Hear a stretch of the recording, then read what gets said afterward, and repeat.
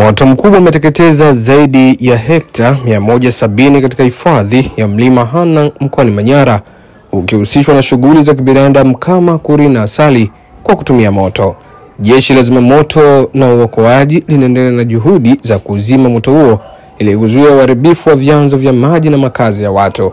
Afisa hifadhi wa TFS Abubakar Mpapa amesema moto ulianza Disemba 3, huku mkuu wa mkoa wa Manyara Quincy Ndiga akiwataka wananchi kuepuka shughuli zitakazoweza kuharibu mlima, ikiwemo matumizi ya moto na uvutaji wa sigara. Mimi natumika na bana, hizi ni ripoti zaidi. Moto umeanza leo, ni siku ya 3 na ulianzia ukanda wa Gabada ambayo iko kata ya Mogitu, lakini mpaka leo umekuja hadi kwenye eneo letu huko. Kwa kweli umeathiri mambo mengi, mlima umeungua maeneo kubwa. Kwa mazingira ya asilimia, tunaweza kusema asilimia kubwa tumeweza kuudhibiti huu moto ambao usiweze kufika kwenye misitu ambayo iko karibu na makazi. Na kwa upande wa makazi, kwa kweli eneo liko salama, lakini moto unaelekea juu ya mlima ambapo tumekutana na changamoto nyingi. Lakini jeshi la zimamoto na uokoaji tukishirikiana na wananchi, tukishirikiana na watu wa TFS, tukishirikiana na scouti, tukishirikiana na mgambo, tumefanya kazi mpaka sasa hivi hakuna madhara yoyote ambayo yamepelekea huu moto kufika kwenye makazi. Madhara makubwa ni bado kwenye eneo la hifadhi ambako inakadiriwa zaidi ya hekta 170 ndizo zilizoathirika.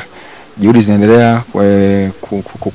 zinaendelea za mapambano ya dhidi ya moto huo na tunaelekea kufanikiwa kwa sasa. Nichukue nafasi hii kuwapa pole sana wananchi wa wilaya ya Hanang, haswa walioko jirani na mlima wetu wa Hanang.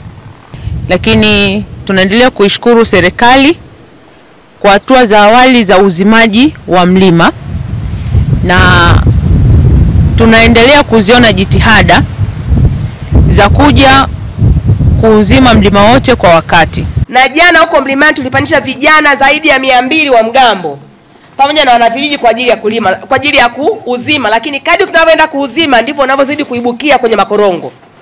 Kwa hiyo kazi ni kubwa sana ya kuuzima ule moto.